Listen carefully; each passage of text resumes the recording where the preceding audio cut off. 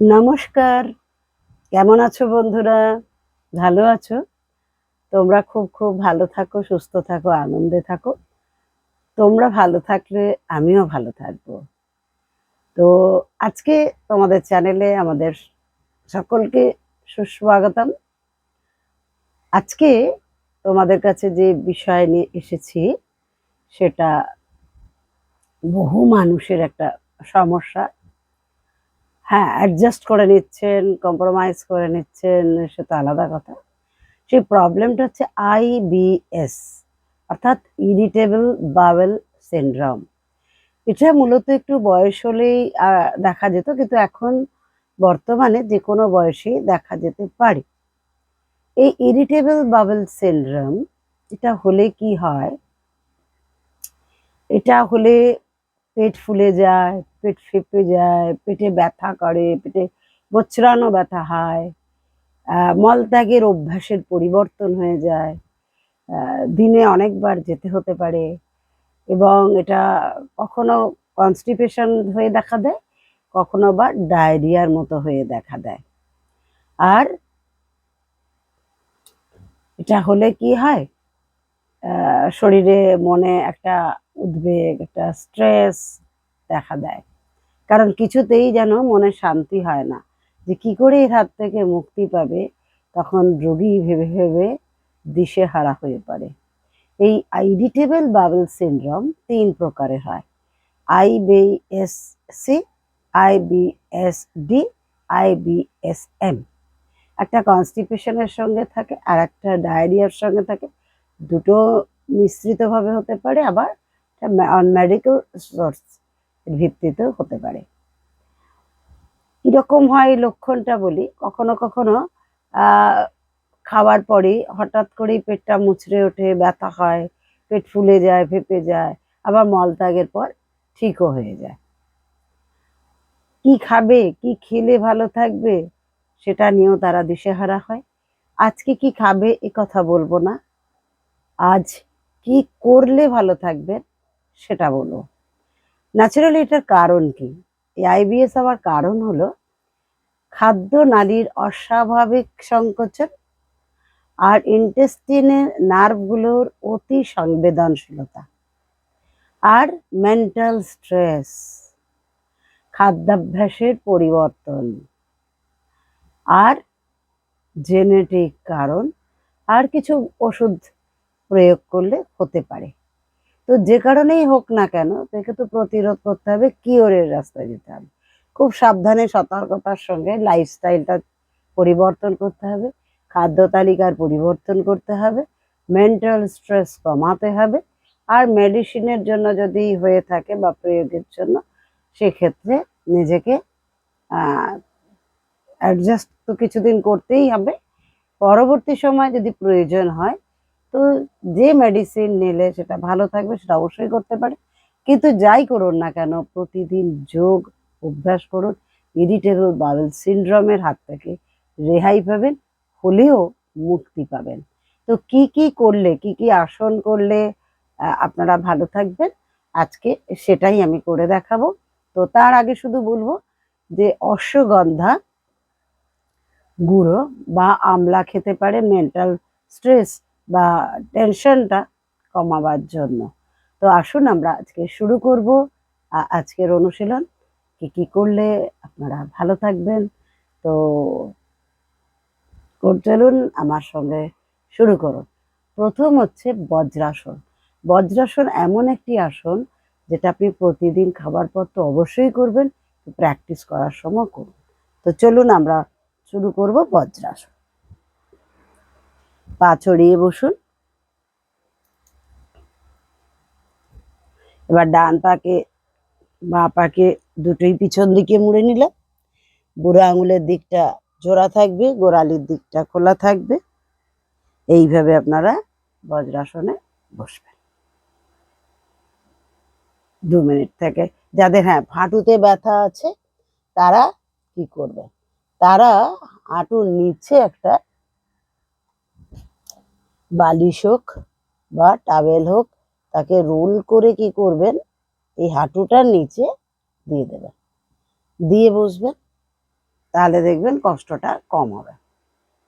বালিশ হলেও ভালো হয়, পাতলা বালিশ দিয়ে বসবেন।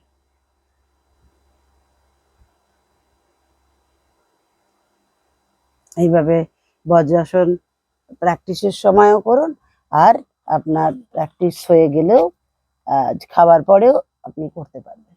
তো বজ্রাসনের পর যেটা দেখাবো সেটা হচ্ছে মন্ডুকা আসন। ওই আবারও সেম, আমি এটা সরিয়ে দিলাম। তো আপনারা যাদের হাঁটুতে ব্যথা, আমার হাঁটুতে ব্যথা নেই, তবু আমি আপনাদের দিয়ে দেখাচ্ছি যে হাঁটুর কোনখানে দেবেন। এইভাবে হাঁটুর পিছন দিকে দিতে পারেন, সামনের দিকে দিতে পারেন, পায়ের পাতার নিচেও দিতে পারেন। হাতটাকে এরা মুঠো করবেন, দুটো হাত মুঠোকে ঠিক নাভির 2 আঙুল ছেড়ে রাখবেন, নাভির ওপরে নয়। শ্বাস নেবেন, ছাড়তে ছাড়তে নামবেন, পেটটাকে ঠেলে ঢুকিয়ে দেবেন। নর্মাল ব্রিদিংয়ে থাকতে পারেন, শ্বাস হোল্ড করেও থাকতে পারেন, এখানে কপালভাতিও করতে পারেন।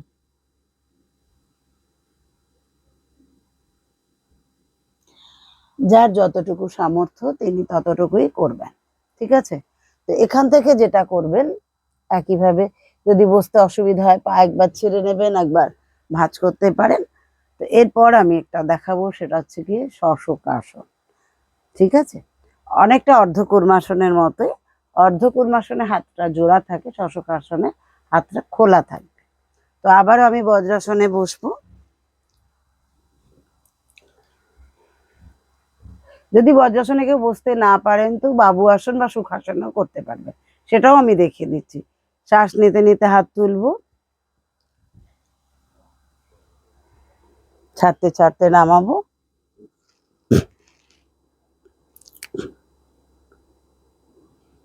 কপালটা মাটিতে ঠেকিয়েছি, হাতের তালু খোলা আছে, পাটাকে সামনে অল্প ফাঁকা করতে পারেন।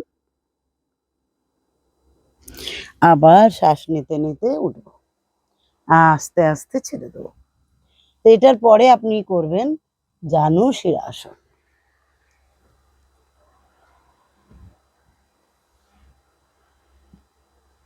যাদের ডায়রিয়ার মতো হবে না, তারা কিন্তু পিছনের দিকে টানাটা কম করবে।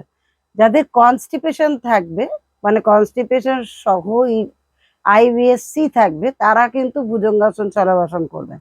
আর যাদের আইবিএসডি থাকবে, তারা ভুজঙ্গাসন শলভাসন করবেন না, তারা এইগুলো করবেন যেগুলো দেখাচ্ছি, সেগুলো করবেন। আমি আইবিএসসি যাদের কনস্টিপেশন নিয়ে থাকে সেটাও দেখাবো। যাদের উভয় থাকে তারা মাত্রা কম করে দুটোই করতে পারেন। এইভাবে ডান পা ছড়িয়ে দেবেন, বা পাকে এখানে রাখবেন, শ্বাস নেবেন, ছাড়তে ছাড়তে নামাবেন, যার যেখানে হাত যাবে সেখানেই রাখবেন।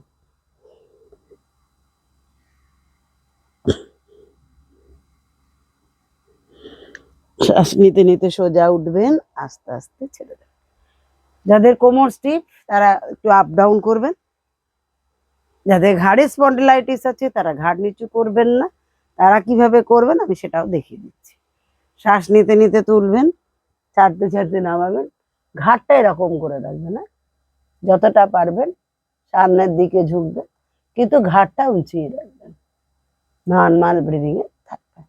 শ্বাস নিতে নিতে অনেকেরই আছে ঘাড়ে স্পন্ডিলাইটিস আছে, কোমরে আছে, তারা ঘাড়টাকে একটু উঁচিয়ে মানে নিচু না করে একটু পিছন দিক করে রেখে করবেন, কোনো অসুবিধা হবে না।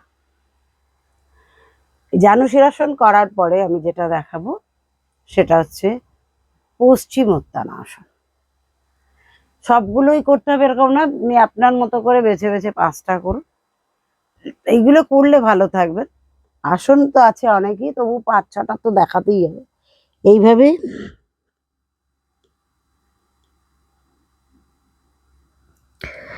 শ্বাস ছাড়তে ছাড়তে উঠবেন।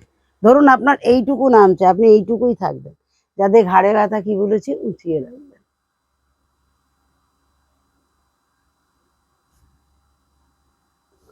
আস্তে আস্তে ছেড়ে দেবেন। এরপরে আমি যেটা দেখাবো সেটা হচ্ছে গিয়ে নৌকাসন। নৌকাসনটা কিরকম দেখুন, প্রত্যেকটাই কিন্তু 10 সেকেন্ড করে 2টো বা 3টে করে সেট করবেন। হাতটা এখানে রাখবেন, পাটাকে নৌকোর মতো করে তুলবেন, আস্তে আস্তে নামিয়ে দেবেন। যদি ব্যালেন্স না পান তাহলে একটু পিঠে সাপোর্ট প্রথম দিকে নিতে পারেন, কোনো অসুবিধা নেই। আমি আরো একবার করে দেখাচ্ছি। হাত দুটো আগে এখানে রাখবেন, হিপের ওপরে একটু পিছন দিকে হেলে যাবেন, হিপের ওপর ভর রেখে আস্তে আস্তে পাটা তুলবেন।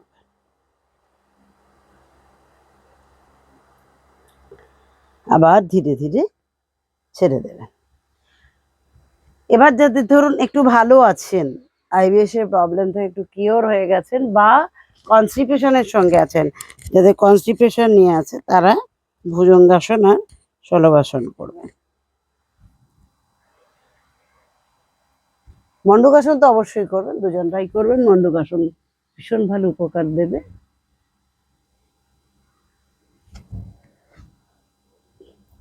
তারা ভুজঙ্গাসন করুন। সহজ ভুজঙ্গাসন থেকে দেখাচ্ছি। এইভাবে হাত দুটো রেখে কনুই পর্যন্ত মাটিতে থাকবে, পা জোড়া থাকবে। একটু পিছিয়ে গিয়ে দেখাই।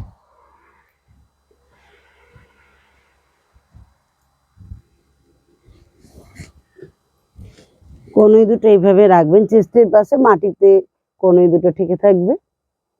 আপনি সোজা উঠবেন নাভি পর্যন্ত, আস্তে আস্তে নামবেন। ভুজঙ্গাসনের আমি 3টে সেট দেখাচ্ছি, যেগুলো আপনি পারবেন সেটাই আপনার শরীর অনুযায়ী করবেন। বা হাতটা চিবুকের নিচে রাখবেন, ডান হাতটা তার উপরে রাখবেন, ধীরে ধীরে কোমর পর্যন্ত তুলে দেবেন। গোড়ালি জোড়া রাখার চেষ্টা করবেন, যদি অল্প ফাঁকা হয় তাতে কোনো অসুবিধা নেই। আস্তে আস্তে ছেড়ে দেবেন। আবার চেস্টের পাশে হাত রেখে আমি 3টে পোজ দেখাচ্ছি, আপনাকে 3টেই করতে হবে এরকম কোনো মানে নেই, আপনি যে কোনো একটা করবেন। আস্তে করে কোনোই ভেঙে দিন, ধীরে ধীরে ছেড়ে দিন। ডান পায়ের তলায় হাত রাখুন, বা পায়ের থাইয়ের নিচে রেখে শ্বাস নিতে নিতে ডান পা তুলুন, 10 সেকেন্ড থাকবেন, ধীরে ধীরে নামিয়ে দেবেন। বাঁ পাও করবেন, ধীরে ধীরে নামিয়ে দেবেন। এরপরে যেটা বলবো সেটা হচ্ছে পবন মুক্তাসন। পবন মুক্তাসন তো অবশ্যই করবেন। আমি শুয়েও দেখাবো, যারা শুয়ে করতে পারবেন না তারা বসে করবেন, দুটোই দেখাবো।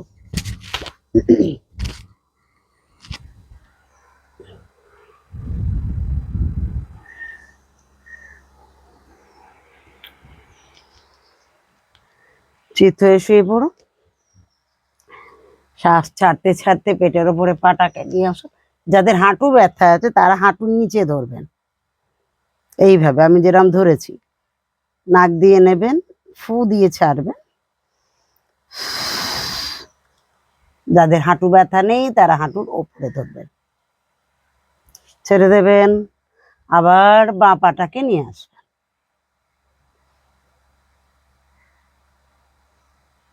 ছেড়ে দেবেন।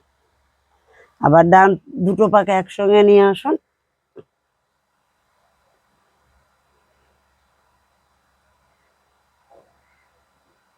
ছেড়ে দেবেন। এইভাবে 10 সেকেন্ড করে এক এক পায়ে থেকে বসে প্র্যাকটিস করুন। আর বসে, যাদের বলেছি বসেও করতে পারবেন। এইভাবে ডান পাকে পেটের উপরে চেপে নিয়ে আসুন, দুটো হাত দিয়ে ধরুন, সেম ডিপ ব্রিদিং করুন। বাঁ পায়ে টেনে নিয়ে আসুন, বাঁ পাটাকেও চেপে ধরুন, ডিপ ব্রিদিং করুন। দুটো পাকেও এইভাবে।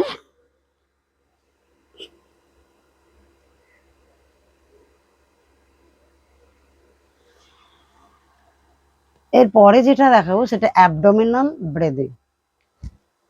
শ্বাস নেবার সময় পেটটা ফুলবে, শ্বাস ছাড়ার সময় পেটটা ভিতরে ঢুকবে।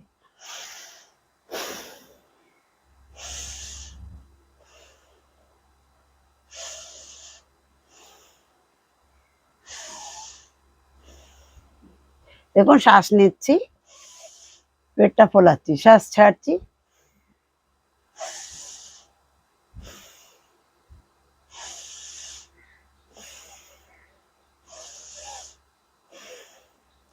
এটাও 10 বার করে প্রথম 3টে করে সেট করবেন। পরবর্তী সময় প্রয়োজন মতো 1 মিনিট বা 2 মিনিট করতেই পারেন। এরপর নাড়ি শোধন প্রাণায়াম বা অনুলোম বিলোম প্রাণায়াম করবেন। বা হাত মুদ্রায় রাখুন, ডান হাত দিয়ে ডান নাক বন্ধ করুন, বাঁ নাকে শ্বাস নিন, ডান নাকে ছাড়ুন, ডান নাকে নিন, বাঁ নাকে ছাড়ুন। এইভাবে ক্রমাগত করতে থাকুন।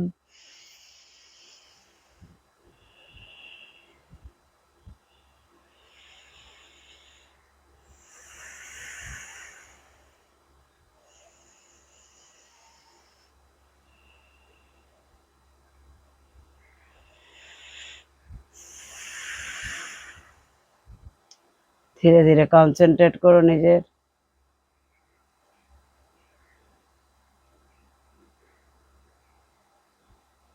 আস্তে আস্তে চোখ খুলুন, হাতে তালু দুটোকে ঘর্ষণ করে নিন, গরম করে নিয়ে চোখ থেকে শুরু করে গোটা অঙ্গে লাগান। বিশেষ করে হাতে ঘষুন, গরম করুন, পেটকে হিল করুন, আবার হাতটাকে ঘষুন, তালি দিয়ে নিতে পারেন, পেটটাকে হিল করুন। এভাবে প্রতিদিন করুন। আপনাদের আইবিএসের প্রবলেম থেকে অবশ্যই মুক্তি পাবেন। তো ভালো থাকুন। আপনাদের ভালো থাকার জন্য আমি এই ভিডিওগুলো নিয়ে আসছি। কোনো একদিন অন্য একটি ভিডিও বলে দেবো কি খাবেন কি খাবেন না সেটা। তো আজ এই পর্যন্তই। আজকে সকলকে আমার পক্ষ থেকে প্রণাম, শুভেচ্ছা, অভিনন্দন। ভালো থাকুন। ভালো লাগলে লাইক করুন, কমেন্ট করুন, সাবস্ক্রাইব করুন, শেয়ার করুন, আমার সঙ্গে থাকুন। ওম শান্তি।